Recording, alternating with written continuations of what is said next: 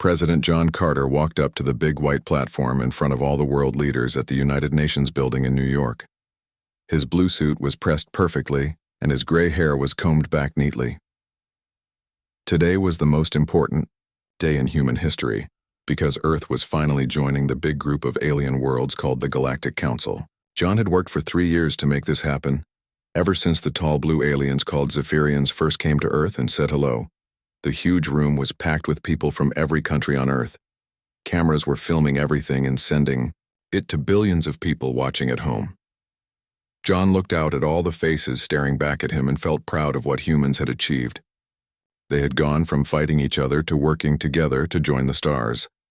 High above Earth in a big metal space station called ESS Liberty, Commander Lisa Blake sat in her command chair watching dozens of computer screens. Her short brown hair was pulled back and her green uniform had patches showing she was in charge of keeping Earth safe. Lisa had been a pilot before becoming a commander, and she still missed flying fast ships through space. Right now she was watching for any trouble that might come from the darkness between the stars. For weeks, Lisa and her team had been seeing strange energy readings near the edge of their solar system. The readings looked like ships, but they were too far away to see clearly.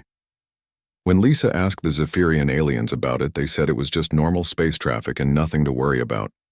Lisa did not feel good about that answer, but she had to trust the aliens who knew more about space than humans did. Dr. Kevin Ross sat in his lab 3 floors below the UN meeting room. His messy black hair hung over his thick glasses as he stared at his computer screen. Kevin was the smartest person on Earth when it came to understanding alien technology. He had spent the last 3 years taking apart every piece of alien equipment he could get his hands on. Right now he was watching energy patterns that made him very worried. The readings on his screen showed something was very wrong. There was a huge energy buildup happening somewhere close to Earth, but he could not see what was causing it. The energy signature looked like the weapons the aliens had shown them, but much bigger and more dangerous. Kevin grabbed his phone and started calling the security office, but nobody answered because they were all watching the president speak. President Carter began his speech by talking about how proud he was of all humans working together. He spoke about the great things they could learn from the alien civilizations and how Earth would bring its own special gifts to the galactic community. The audience clapped loudly every few minutes, and John felt like everything was perfect. But in the darkness of space, something deadly was moving closer to Earth. A long black ship that could not be seen by human instruments glided silently toward the planet. Inside the ship, 3 tall gray aliens with big black eyes and long thin fingers worked at strange controls. These were not the friendly Zephyrians who had welcomed Earth. These were Nexari assassins who killed people for money. The leader of the assassins was named Vex, and he had killed over 200 important people across the galaxy. His orders were simple: kill the human leader and make other humans too scared to join the galactic community. The Nexari syndicate paid him millions of galactic credits for jobs like this. They made money by keeping different worlds fighting each other instead of working together. Vex looked at his targeting computer and saw the UN building perfectly centered in his crosshairs. His ship had a quantum disruptor beam that could punch through any defense and turn living things into dust. No one had ever survived a direct hit from this weapon. He smiled his cold smile and put his finger on the firing button. Down in his lab, Kevin Ross saw the energy readings spike to dangerous levels. He jumped up from his chair and ran as fast as he could toward the stairs. His heart was beating so hard he thought it might explode, but he had to warn everyone. The energy pattern looked exactly like a weapon charging up to fire. Kevin knew he only had seconds before something terrible happened. Commander Lisa Blake saw the same energy spike on her screens high above in space. Her training kicked in and she started shouting orders to her crew. But they were too far away to help, and their weapons were not strong enough to stop whatever was coming. All Lisa could do was watch in horror as death approached the most important building on Earth. Kevin burst through the doors into the UN meeting room just as President Carter was talking about human courage and determination. Security guards tried to stop Kevin, but he screamed that everyone was in danger. His wild appearance and terrified voice made people start to panic. Kevin ran toward a control panel on the wall that connected to the building's experimental defense System President Carter stopped talking and looked at the crazy scientist running across the room. The audience started murmuring, and some people stood up to see what was happening. Secret Service agents put their hands on their guns and started moving toward the president. Nobody understood what Kevin was trying to do. High above the Earth, Vex pressed the firing button and his quantum disruptor beam lanced down toward the planet. The invisible beam moved at the speed of light and would hit the UN building in less than 1 second. Vex watched his screen and prepared to see the human leader die along with hundreds of other important people. Kevin reached the control panel and slammed his hand on the big red button just as the quantum beam struck the building. Experimental shield generators that had never been tested before suddenly came to life around the UN building. A blue energy field appeared just in time to catch the deadly beam and scatter it harmlessly into the sky. The building shook like an earthquake was happening, and all the lights went out for a few seconds. When emergency power came back on, everyone could see that they were alive, but something had definitely attacked them. President Carter was on the floor with a cut on his forehead, but he was breathing and conscious. However, the shield generators had not been perfect. The quantum beam had scattered, but pieces of it hit other parts of the building. 17 brave security guards who had been watching the outer areas were killed instantly when the scattered energy found them. Many more people were hurt by falling, debris and broken glass. As sirens wailed and emergency workers rushed into the building, Kevin helped President Carter stand up. The president looked at the young scientist and realized that this man had just saved his life and the lives of everyone in the room. But Kevin's face was not happy because he knew this was just the beginning of something much worse. Admiral Jake Morrison sat at the head of a long metal table in the most secure room under the Pentagon. His weathered face showed the stress of 30 years protecting Earth, and his gray beard was neatly trimmed. Around the table sat the most important military leaders from every branch of Earth's defense forces.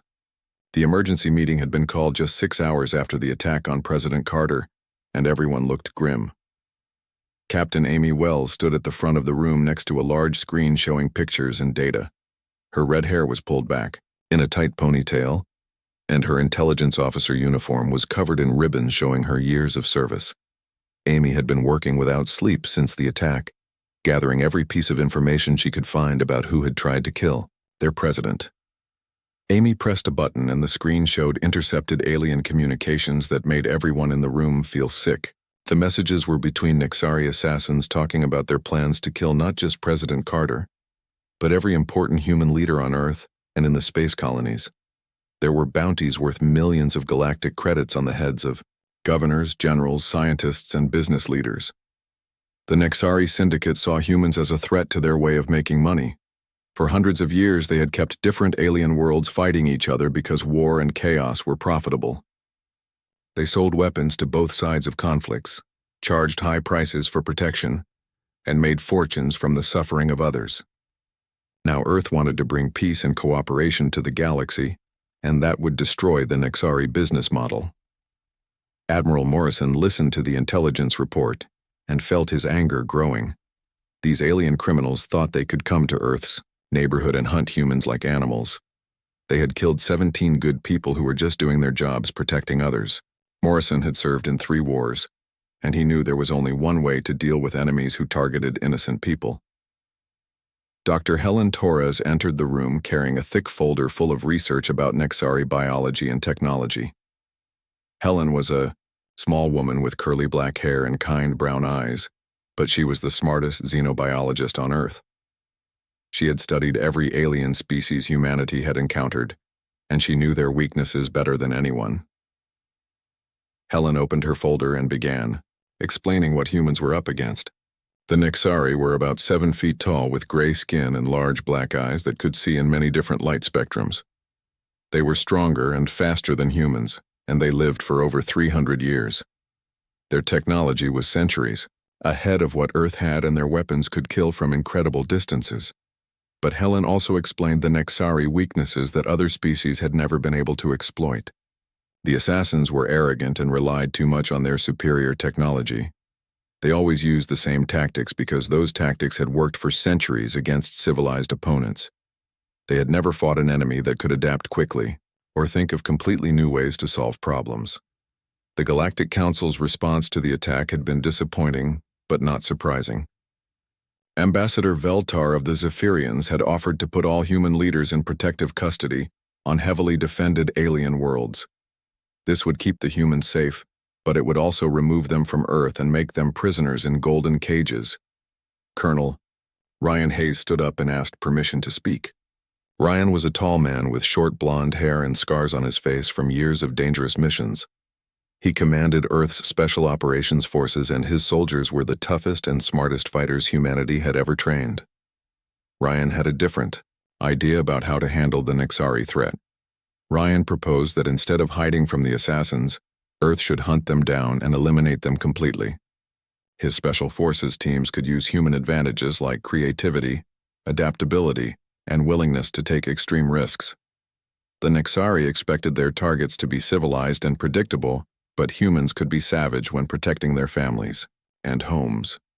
Admiral Morrison liked Ryan's plan, but he wanted to know if it was possible to track down enemies who had been successfully hiding from galactic authorities for centuries. Amy Wells had been working on that exact problem, and she had some surprising news to share with the group. Human computer technology was different from what most alien species used. Where aliens built a few incredibly powerful computers, humans built millions of smaller computers that worked together. This meant human networks could process certain types of information much faster than alien systems. Amy had been using this advantage to track Nexari movements across known space. The tracking showed that there were at least 12 Nexari assassination teams operating in human territory. Most of them were heading toward the outer space colonies, where security was lighter and escape routes were easier to find. The assassins planned to kill colonial leaders first to create fear before moving on to more protected targets on Earth. Colonel Hayes asked for permission to deploy his teams immediately, before the Nexari could complete their missions. He had been training his soldiers for years to fight in space environments, and they were ready for this kind of operation. Admiral Morrison approved the mission, but he warned Hayes that there would be no backup available if things went wrong. The first target was Kepler Station, a mining facility in the asteroid belt where Luna Colony Administrator Peter Clark was visiting to negotiate new trade agreements. Intelligence showed that a Nexari operative named HFY had been tracking Clark's movements for 2 weeks and was preparing to strike. Hayes selected his best team for the mission: Lieutenant Ben Cooper, Sergeant Mike Johnson, Corporal Lisa Martinez, and Specialist David Kim. These 4 soldiers had served together for 5 years, and they could communicate without words when necessary. Their ship was fast and heavily armed, but small enough to avoid detection by most alien sensors. The team reached Kepler Station 8 hours before HFY was scheduled to make his move. They dressed as civilian workers and spread out through the station's commercial district where Clark was supposed to give a speech. Each soldier carried weapons that looked like normal tools but could kill a Nexari assassin at close range. HFY arrived on schedule and began moving through the crowd toward his target. The Nexari assassin was disguised as a human businessman, but his movements were too smooth and his eyes scanned the area like a predator looking for prey. Hayes spotted him first and gave a silent signal to his team. The battle that followed lasted only 3 minutes, but it destroyed half the commercial district. HFY was faster and stronger than any human, but he had never faced opponents who were willing to bring down entire buildings to stop him. When the Nexari tried to escape by climbing up the station walls, Sergeant Johnson used explosives to collapse the ceiling on top of him. The other Nexari cells learned about HFY's death within hours, and they realized that humans were not going to be easy targets. But this only made the Syndicate more determined to complete their mission. They decided to send their most dangerous killers to finish what the first wave had started. Back on Earth, President Carter held a press conference to tell the world what was happening. He stood behind his podium with bandages still visible on his forehead and spoke directly to the cameras. His voice was calm, but everyone could hear the steel underneath his words as he promised that humanity would not be intimidated by alien criminals. The successful killing of 3 Nexari assassination teams across the outer colonies sent shockwaves through the criminal underworld that spanned the entire galaxy. Crime bosses who had never heard of humans before suddenly found themselves asking questions about these new predators who hunted the hunters. The Nexari Syndicate's reputation for unstoppable efficiency was cracking, and their clients were starting to demand refunds for failed contracts. Syndicate leader Krath slammed his four-fingered fist on his desk in his hidden base on the dark side of a dead moon. His red eyes glowed with fury as he read reports about his best operatives being killed by primitive humans who should have been easy targets. Krath had built his organization on fear, and if word spread that humans could defeat Nexari assassins, then other species might start fighting back too. The Syndicate's response was swift and merciless. Krath activated the Void Stalkers, bio-enhanced killers who had been created in secret laboratories using the most advanced genetic engineering in the galaxy. These creatures were no longer truly Nexari because their bodies had been rebuilt with mechanical parts and their minds had been programmed to feel no fear or mercy. In 50 years of operation, the Void Stalkers had never failed to complete a mission. Captain Steve Rogers commanded the ESS Defiance, a mid-sized warship patrolling the space between Earth and Mars. Steve was a third-generation military officer whose grandfather had fought in World War III and whose father had been one of the first humans to serve on a starship. His crew of 120 sailors trusted him completely because he had never asked them to do anything he would not do himself. The Defiance was not the biggest or most powerful ship in Earth's fleet, but it was fast, and its crew knew how to fight.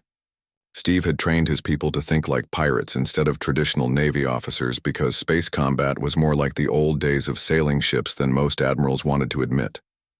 When you were months away from help and backup, you had to be ready to do whatever it took to survive. Steve's communications officer, Lieutenant Carol White, picked up a strange signal coming from the edge of the solar system. The signal was encrypted using methods that human computers could not understand, but the ship's AI detected patterns that matched known Nexari technology. Steve ordered his ship to intercept whatever was sending the signal, even though his orders were to patrol the safe space near Mars. The Void Stalker ship was a nightmare made of black metal and organic components that pulsed like a living heart.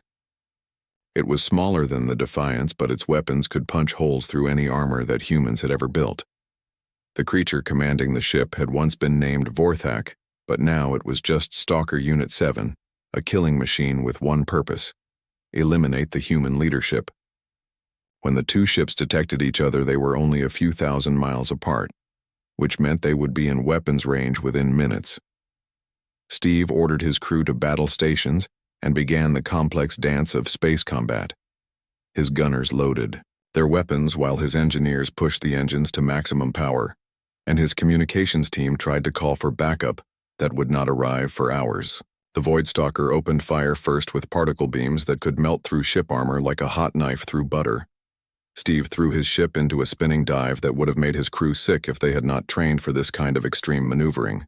The deadly beams passed just over the Defiance's hull, close enough to melt some of the outer plating. Steve realized quickly that his ship could not win a long-range gun battle against the alien technology. The Defiance's weapons were powerful, but they were not designed to penetrate the advanced shields protecting the Void Stalker ship. Steve made a decision that shocked his crew and proved to the galaxy that humans fight differently than any other species. Instead of trying to retreat or fight at a distance, Steve ordered his ship to ram the enemy vessel at full speed. His crew thought he had gone crazy, but they followed orders because they trusted their captain. The Defiance accelerated toward the Void Stalker ship like a missile, taking hit after hit from the alien weapons but refusing to change course. The collision between the two ships created a flash of light visible from Mars. Both vessels were badly damaged, but the Defiance had hit the Void Stalker ship at exactly the right angle to crack its hull and disable its main weapons. Steve's ship was dying, but it was still fighting, and that was all he needed. Steve led a boarding party of 20 Marines across the gap between the ships using magnetic boots and emergency airlocks. The Marines were armed with weapons designed for fighting in space, and they had trained for years to battle in zero gravity. What they found inside the Void Stalker ship was beyond anything they had prepared for. The Void Stalkers were no longer recognizable as the species they had once been. Their bodies were a horrible mixture of flesh and machine parts that made them incredibly difficult to kill. They could survive in vacuum, see in total darkness, and regenerate from wounds that would instantly kill any normal creature. but they had never fought humans in close combat. The battle inside the alien ship lasted for 2 hours and turned the corridors into a slaughterhouse. The Voidstalkers were individually superior to the human Marines, but they could not understand why these primitive beings kept fighting even after being wounded. Humans who should have been dead from their injuries continued attacking with knives and bare hands when their guns ran out of ammunition. Sergeant Tony Martinez was the last Marine still fighting when he reached the ship's power core. Half of his armor was gone, and he was bleeding from dozens of wounds, but he was still moving forward. The remaining Voidstalkers surrounded him, but Tony had one last surprise: a nuclear demolition charge that he had been saving for exactly this situation. The explosion destroyed both ships completely, but the message it sent was heard across the galaxy. Humans did not surrender when faced with superior enemies. They did not retreat when the odds were impossible. They fought until the last person was dead, and they took their enemies with them into death. This was not civilized warfare as the galaxy understood it.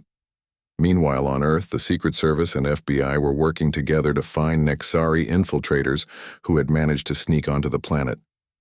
Director Chris Taylor had served as a Secret Service agent for 15 years before being promoted to lead the entire organization.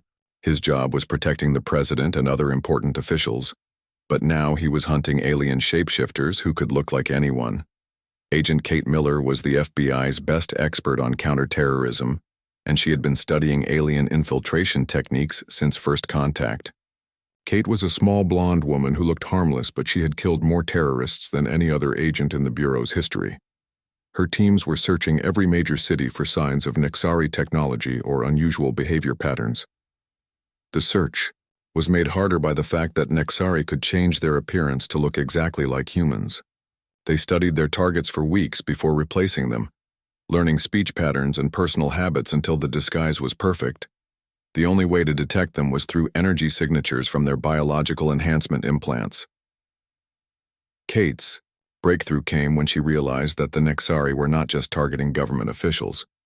They were also going after President Carter's family members because they believed that threatening his loved ones would break his will to resist. Intelligence reports showed that several aliens had been asking questions about the president's daughter, Emma, who was studying at Stanford University. Emma Carter was 19 years old and studying to become a doctor like her mother had been before entering politics. She was smart and independent, and she hated having bodyguards following her around campus.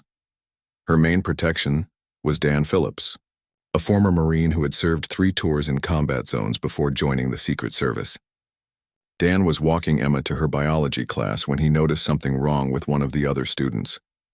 The young man was the right height and weight, but his movements were too precise and his eyes never stopped scanning the area around Emma. Dan had seen that kind of alertness before in soldiers, but never in college students who were supposed to be thinking about tests and parties. The fake student made his move when Emma entered the classroom building. He pulled out a weapon that looked like a normal pen, but Dan recognized the energy signature from his briefings about Nexari technology. The device could fire a beam that would stop Emma's heart while leaving no trace that she had been murdered. Dan tackled the assassin just as he was raising the weapon toward Emma. The 2 fighters crashed through a window and landed on the grass outside while students screamed and ran for safety. The Nexari was stronger and faster than Dan, but the former Marine had been trained to fight dirty and use every advantage he could find. The battle was broadcast live on news channels across Earth as cameras in the area captured every moment of the deadly struggle. Humans around the world watched Dan Phillips fight hand-to-hand with an alien assassin who was trying to kill their president's daughter. They saw what their species was truly capable of when protecting the innocent. Dan finally killed the Nexari by using a broken piece of glass to cut through the alien's enhanced throat. President Carter stood behind the podium in the Oval Office with his wife Sarah at his side, her hand resting supportively on his shoulder. The president's face showed a cold determination that made even his closest advisors feel uncomfortable. His daughter Emma was safe, but the attack on Stanford University had been broadcast live across the planet, showing every human exactly what kind of enemies they were facing. The president's address to the nation was only 3 minutes long, but those 3 minutes changed the course of galactic history. Carter looked directly into the camera and spoke in a voice that was quiet, but filled with deadly promise. He said that the Nexari Syndicate had made their greatest mistake by targeting innocent family members, and that humanity would respond with overwhelming force. Carter's final words became the battle cry for what followed. They have declared war on our families, our children, our future. Humanity answers with one voice: no mercy. Within minutes of the broadcast ending, emergency legislation passed through Congress, giving the military unlimited authority to hunt down and destroy the Nexari threat. Admiral Jake Morrison had been preparing for this moment since the first assassination attempt on the president. Operation Starfall was the largest military mobilization Earth had ever attempted, involving every warship, every trained soldier, and every intelligence asset that humanity possessed. The operation's goal was simple: the complete destruction of the Nexari Syndicate. The Mars Defense Fleet abandoned their patrol routes and formed up into attack formations. The asteroid mining stations converted their industrial equipment into weapons platforms. Even civilian cargo ships were armed with military hardware and pressed into service as support vessels. Earth was transforming from a peaceful planet into a war machine focused on one target. Colonel Ryan Hayes received orders to expand his special operations beyond the outer colonies and strike directly at known Nexari strongholds across the galaxy. His teams would use the element of surprise and humanity's reputation for savage fighting to destroy enemy bases before they could organize effective defenses. But the real breakthrough came from Dr. Kevin Ross and his team of scientists who had been working around the clock to understand captured Nexari technology. In just 3 weeks, they had accomplished something that had taken other alien species decades to achieve. They had reverse-engineered Nexari cloaking systems and improved upon them. Human cloaking technology was different from the alien version because it was designed by minds that thought about warfare in completely new ways. Where Nexari cloaks were perfect but used enormous amounts of power, human cloaks were less perfect but could run for much longer periods. More importantly, human cloaked ships could coordinate their attacks in ways that Nexari technology never allowed. The first strike of Operation Starfall hit the Nexari base on Rigel 7, a heavily fortified moon that had served as a training facility for assassins for over 200 years. The base was protected by planetary defense systems that could destroy entire fleets. But those defenses were designed to detect attacking ships approaching from space. Captain Laura Davis commanded the strike force that attacked Rigel 7 using a tactic that no civilized species had ever attempted. Her 12 ships approached the moon while cloaked, and then landed on the surface like an invasion force instead of fighting from orbit. The Nexari defenders had never faced an enemy that would risk everything in a ground assault against a fortified position. The battle for the Nexari training base lasted 18 hours and destroyed most of the moon's surface installations. Human soldiers fought through underground tunnels and training facilities, clearing room by room with weapons designed for close combat. They showed no interest in taking prisoners or preserving valuable Nexari equipment. Everything was destroyed. The Nexari leadership realized too late that they had awakened something terrible. Humans did not fight like other species who tried to minimize casualties and preserve infrastructure. They fought like a force of nature that would accept any losses necessary to achieve total victory. Every Nexari facility that was discovered was reduced to rubble and radiation. Intelligence Officer Captain Amy Wells coordinated the information gathering that made these strikes possible. Her teams had identified over 40 Nexari facilities across known space, and they were tracking the movement of Syndicate leadership as they tried to escape the human assault. Amy's greatest success was breaking the Nexari communication codes that had protected their operations for centuries. The code-breaking revealed the true scope of Nexari activities across the galaxy. They had been manipulating politics and funding wars on hundreds of worlds for their own profit. The Syndicate had caused suffering on a scale that shocked even hardened military officers who thought they had seen everything war could produce. This information changed the nature of Operation Starfall from a defensive action into a crusade to clean the galaxy of a cancer that had been growing for centuries. Human forces began receiving intelligence and support from other species who had been victims of Nexari manipulation. The operation expanded far beyond what anyone had originally planned. The Nexari tried to negotiate a ceasefire through intermediaries from the Galactic Council, but President Carter refused to even consider their offers. The aliens offered to pay enormous reparations and withdraw from human space permanently, but Carter's response was always the same: complete surrender or total destruction with no third option available. Syndicate leader Krath made his final mistake when he tried to use other alien species as shields by hiding his command ship in a civilian convoy near the Zephyrian homeworld. Human intelligence tracked him there within days, and Admiral Morrison authorized a strike that demonstrated just how far Earth was willing to go to end the threat. The ESS Vengeance appeared out of cloak right in the middle of the civilian convoy, and opened fire on Krath's command ship with every weapon it possessed. The attack lasted less than 30 seconds, but it completely destroyed the massive Nexari vessel along with the Syndicate's top leadership. The human ship then disappeared back into cloak without firing on any of the innocent civilian vessels. The message was clear to every species in the galaxy. Humans could strike anywhere at any time with surgical precision, but they would only target their true enemies. This combination of overwhelming violence against hostile forces and perfect restraint around innocents was something the galaxy had never seen before.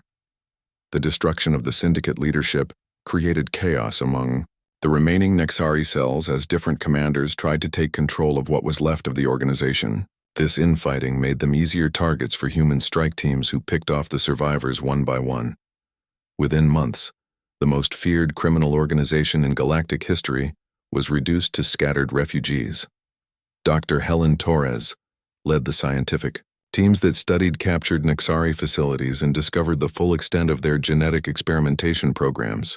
The aliens had been creating enhanced assassins and super soldiers for decades, but they had also been developing biological weapons designed to target specific species. Earth's victory had prevented these weapons from being used against innocent populations. The galactic community watched Operation Starfall with a mixture of admiration and terror. Humans had accomplished in 6 months what galactic law enforcement had failed to do in centuries, but they had done it with a level of violence that made other species nervous. The question now was whether Earth would turn this military machine against other targets.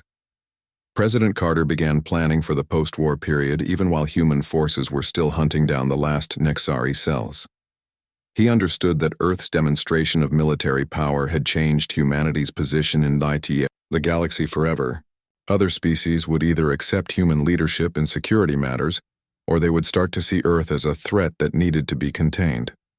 The president worked with Admiral Morrison and Colonel Hayes to develop plans for a new kind of galactic peacekeeping force. This organization would use human military efficiency, combined with the moral authority that came from having sacrificed so much to protect innocent lives. The galaxy needed someone willing to make the hard decisions that civilized species could not bring themselves to make. As reports of victories continued to arrive from across the galaxy, Carter prepared for the most important speech of his career. He would address the Galactic Council and present them with a new reality. The age of passive acceptance of criminal activity was over, and humanity intended to make sure it stayed that way. The Great Assembly Hall of the Galactic Council had never seen anything like the emergency session that was about to begin. Representatives from over 300 different species filled the enormous chamber, their various forms of communication, creating a symphony of clicks, whistles, and electronic tones. At the center of it all sat the human delegation, smaller in number than most others but commanding attention like no group had ever done before. President John Carter walked to the speaker's platform with Admiral Jake Morrison at his side, both men wearing their dress uniforms instead of the flowing robes that most galactic diplomats preferred. Behind them came Colonel Ryan Hayes, Captain Amy Wells, and Dr. Helen Torres, each carrying data tablets containing evidence that would reshape how the galaxy understood justice and security. The Nexari Syndicate no longer existed as an organized force. In 6 months of relentless hunting, human forces had destroyed over 60 Nexari facilities, eliminated their entire leadership structure, and scattered the survivors to the furthest reaches of unexplored space. The criminal organization that had terrorized the galaxy for centuries was now nothing more than a cautionary tale about what happened when someone threatened human families. Ambassador Veltar of the Zephyrian Empire stood to address the assembly. First, as was traditional for the senior member of the council, his tall blue form moved gracefully to the speaking platform, and his voice carried the authority of a species that had been leaders in galactic affairs for over 1,000 years. But today his words carried a tone of uncertainty that revealed how much had changed. Veltar began by acknowledging the effectiveness of the human response to the Nexari threat, but he expressed concern about the methods that had been used.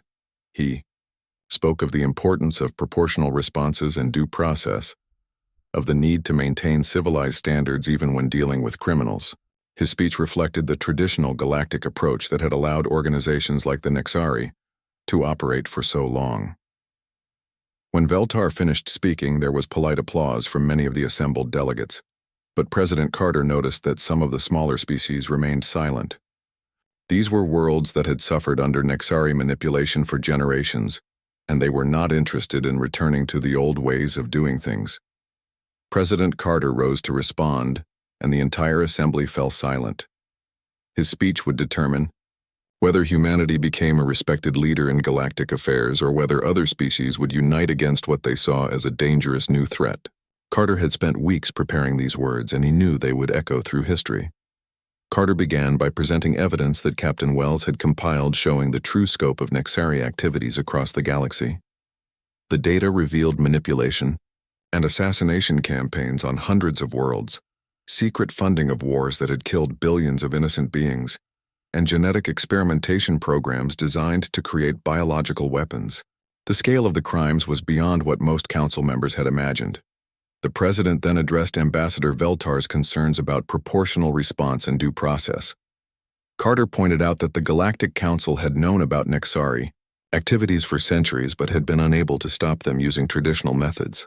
He asked the assembly how many more innocent beings would have died, while lawyers debated jurisdiction and diplomats negotiated with criminals who had no intention of changing their behavior. Carter's voice grew stronger as he described the human approach to the problem. Humans had not started this conflict, but once it began, they had fought with the determination necessary to end it permanently. They had shown restraint by only targeting legitimate Nexari facilities and personnel while avoiding civilian casualties. Most importantly, they had succeeded where centuries of civilized justice had failed. The turning point in Carter's speech came when he revealed the captured Nexari communications that Dr. Torres had helped translate. These messages showed that the Syndicate had been planning massive attacks against Council worlds using biological weapons that would have killed billions of innocent beings. The human offensive had not just eliminated a criminal organization, but had prevented a genocide. A representative from the Altarian Commonwealth, a small peaceful species that had suffered greatly under Nexari manipulation, stood to speak. Her translator device converted her high-pitched voice into words that all species could understand, as she thanked humanity for doing what the Council had been unable to do. She said that her people had lived in fear for generations, and now they could finally hope for real peace. Other speakers followed, mostly from smaller worlds that had been victimized by the Nexari. They spoke of centuries of suffering under criminal organizations that operated with impunity, while the Council debated and delayed. They said that humanity had proven something important. Sometimes evil could only be stopped through the application of overwhelming force by those brave enough to use it. Ambassador Veltar attempted to maintain the traditional council position by warning about the dangers of vigilante justice and the importance of maintaining proper procedures. But his words sounded hollow after the evidence that had been presented about the scale of Nexari crimes and the council's failure to prevent them. Captain Wells took the platform to present her analysis of Nexari operations across the galaxy. Her intelligence teams had discovered that the Syndicate was just one part of a larger criminal network that included dozens of similar organizations. The galaxy was infested with criminals who operated freely because civilized species were unwilling to do what was necessary to stop them. Colonel Hayes followed with a proposal that shocked many of the assembled delegates. He suggested the creation of a galactic security force with the authority and willingness to eliminate criminal organizations before they could cause massive suffering. This force would be commanded by humans because they had proven their ability to make the hard decisions that others could not make. The debate that followed lasted for hours as different species argued about sovereignty, jurisdiction, and the proper limits of law enforcement. But underneath all the diplomatic language was a simple reality. The galaxy needed someone willing to fight monsters, and humanity had proven they could do that job. Dr. Torres presented the final piece of evidence that settled the debate. Her teams had discovered Nexari research facilities containing biological weapons designed to target specific alien species. The weapons were nearly complete and would have been used to blackmail entire worlds into paying protection money. The human offensive had literally saved billions of lives by preventing these weapons from being deployed. The vote was closer than Carter had hoped, but the result was decisive. The Galactic Council approved the creation of the Galactic Security Force by a margin of 63%, with most of the opposition coming from large established powers who were uncomfortable with change. The smaller species that had suffered under criminal organizations voted overwhelmingly in favor of the proposal. Admiral Morrison was appointed as the first Supreme Commander of the Security Force, with authority to recruit personnel from any willing species. Colonel Hayes became the first Director of Special Operations, charged with developing tactics for fighting criminal organizations that traditional law enforcement could not handle. Captain Wells was appointed as Director of Intelligence with responsibility for tracking threats across the entire galaxy. The formal structure of the new organization was important, but everyone in the chamber understood the real message being sent. The galaxy's new guardians would be led by humans who had demonstrated their willingness to sacrifice everything to protect innocent life. The age of passive acceptance of criminal activity was over. As the session ended and delegates began filing out of the chamber, President Carter delivered the final words that would define humanity's role in galactic affairs for generations to come. He spoke of the responsibility that came with power and the price that must be paid to maintain peace. Carter concluded his remarks with the statement that became the motto of the Galactic Security Force. "We came to the stars seeking peace and partnership.